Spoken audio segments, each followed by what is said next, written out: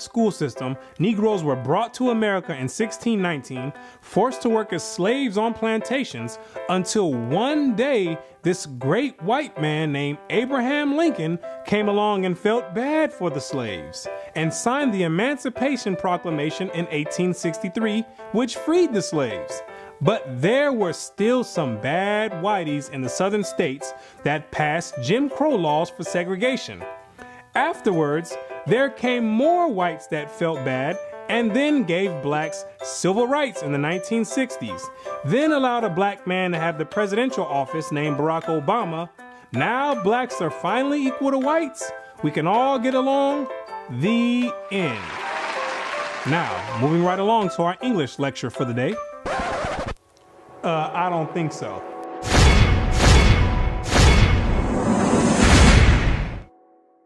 Black history. What do you know about black history? Let me ask you a question. Prior to the transatlantic slave trade in the 1600s, what was your nationality? What did you call yourself?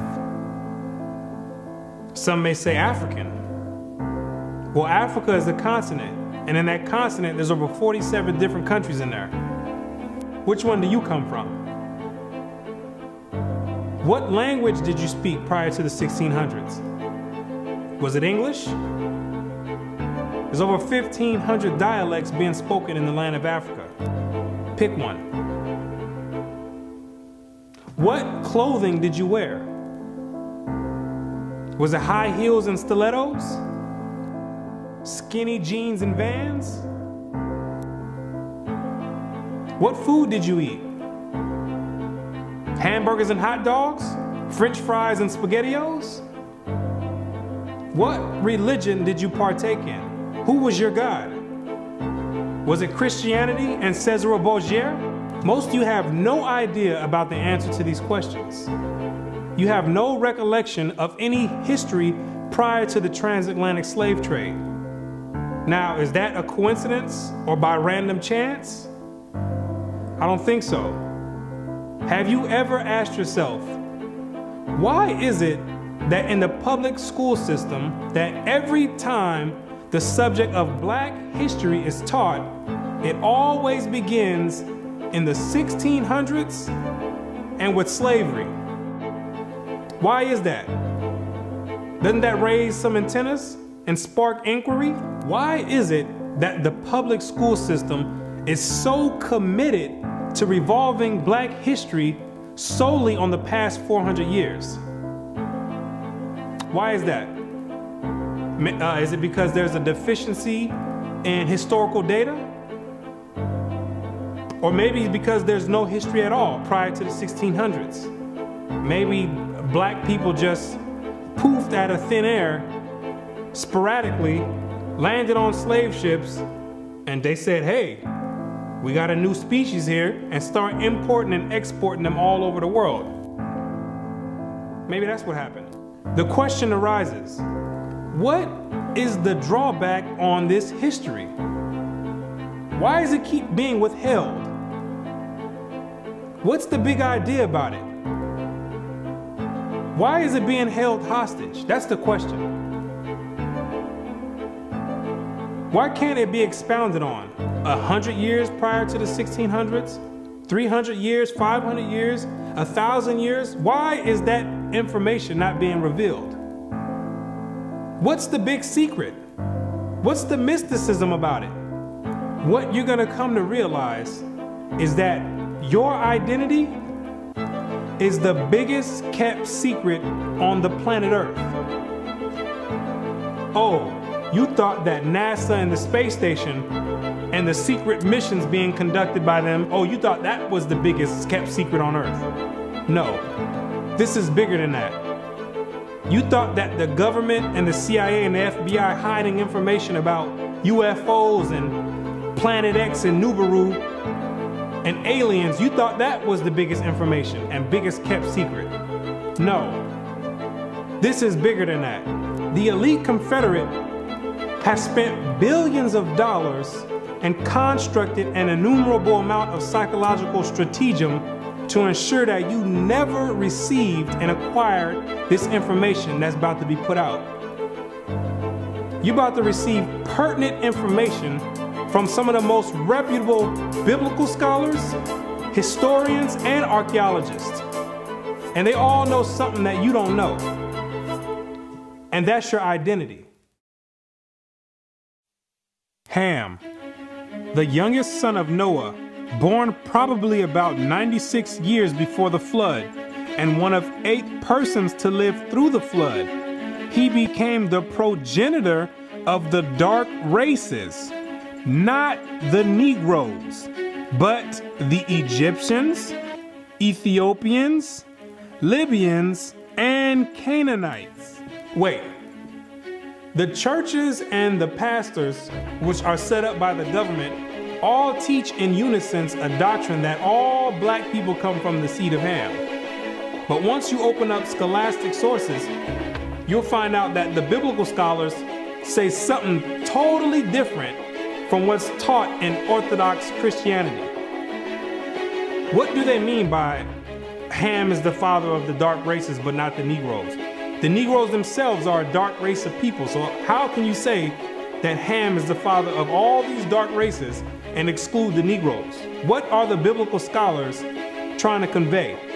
What the biblical scholars are saying is that you're not African. There's only 4 families, according to the Bible, that make up the native population of Africa, or the land of Ham. And the biblical scholars know that you don't descend from any one of those 4 families. In order to write that in a scholastic and academic book, the biblical scholars have done extensive and thorough research on both the so-called Negroes and the Africans, the native Africans. And they came to the conclusion after the extensive research that the Negroes don't have anything to do with the native Africans at all. They're 2 totally separate people.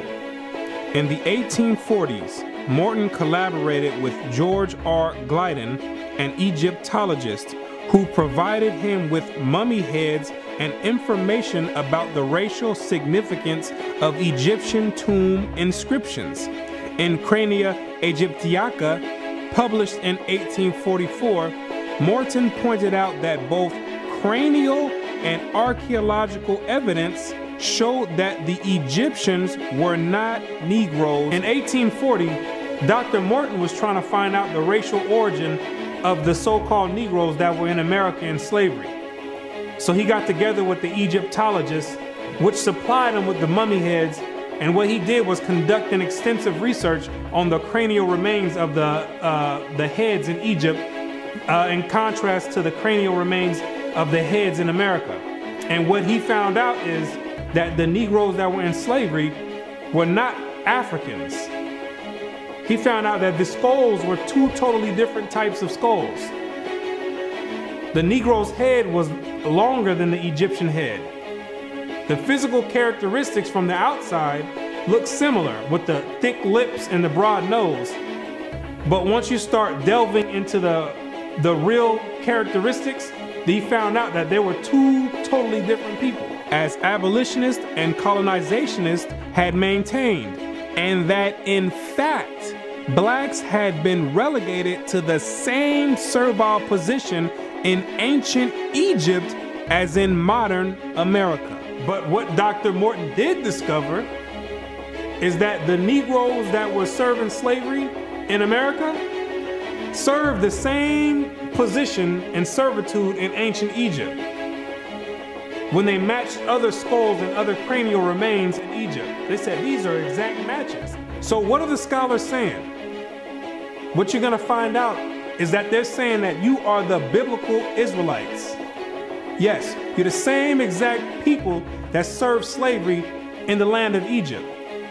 You're the same exact people that God sent Moses to go redeem under the hand of Pharaoh.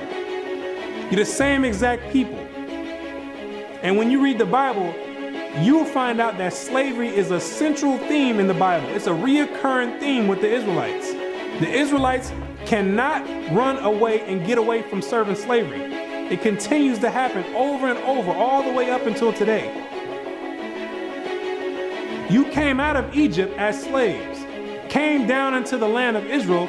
No sooner as you got there, then you had the Assyrians come, capture the land of Israel, and take you and make you slaves. In the 9th year of Hoshea, the king of Assyria took Samaria and carried Israel away into Assyria. You came out of the land of Assyria, went back to the land of Israel.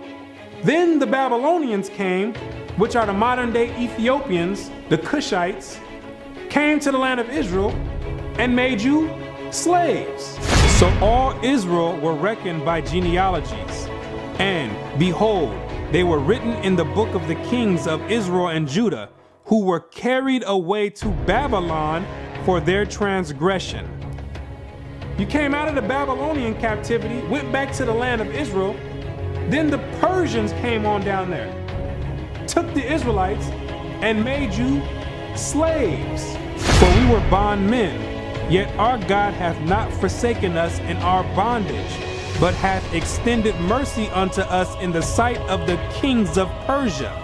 You came back from the Persian Medo captivity, went back to the land of Israel, rebuilt the temple up.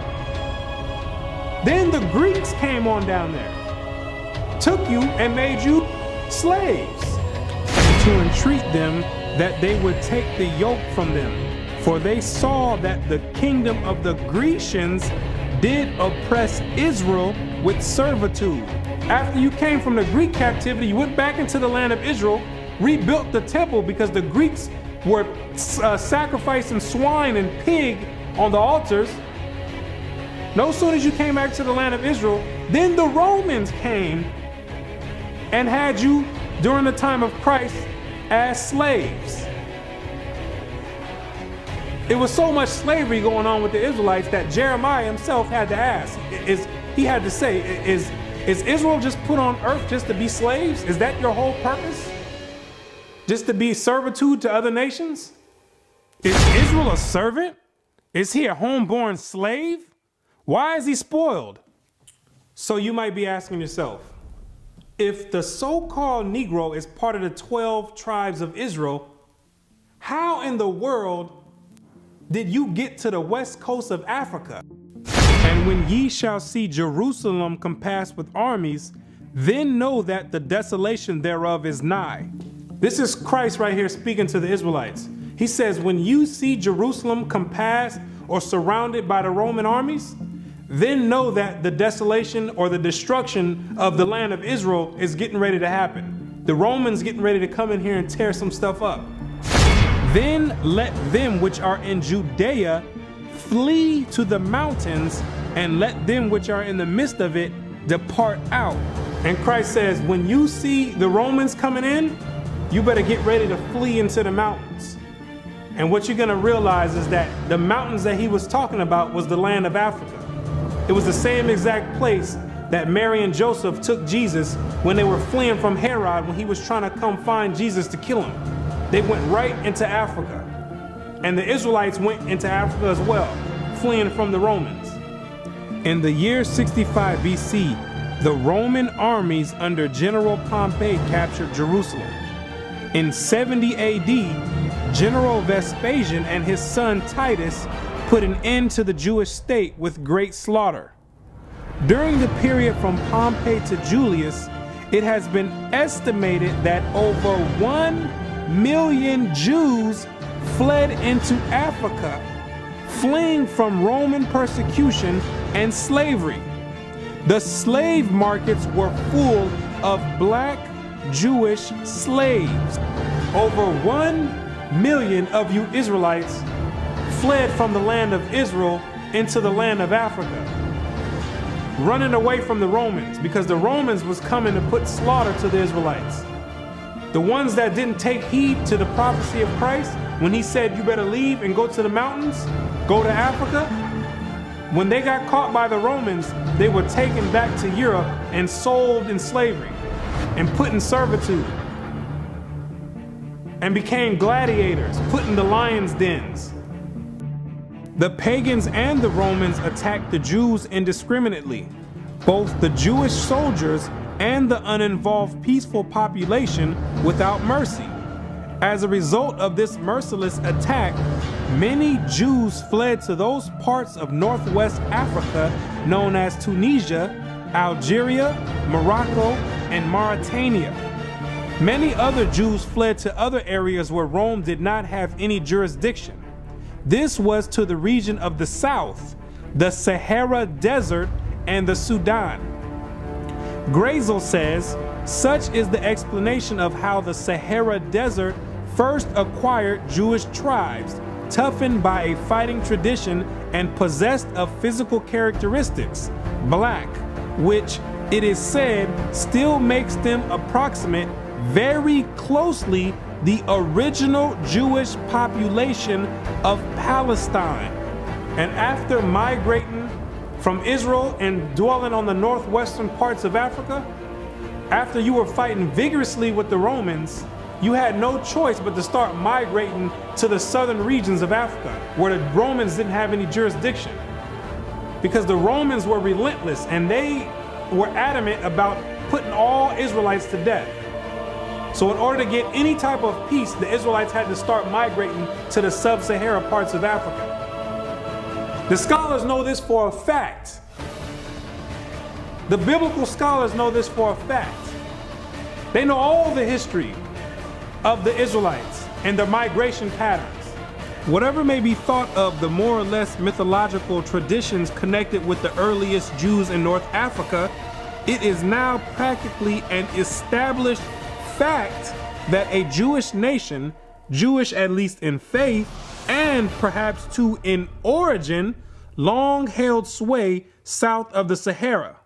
In later centuries, Jews are believed to have settled in Western Africa during the height of the Songhai, Mali, Ghana, and Kanem-Bornu empires. According to accounts from explorers of the region, several powerful Jewish families of the Songhai Empire were of Jewish origin. Some accounts place West African Jewish communities in the Andu Forest of Dahomey, south of Timbuktu.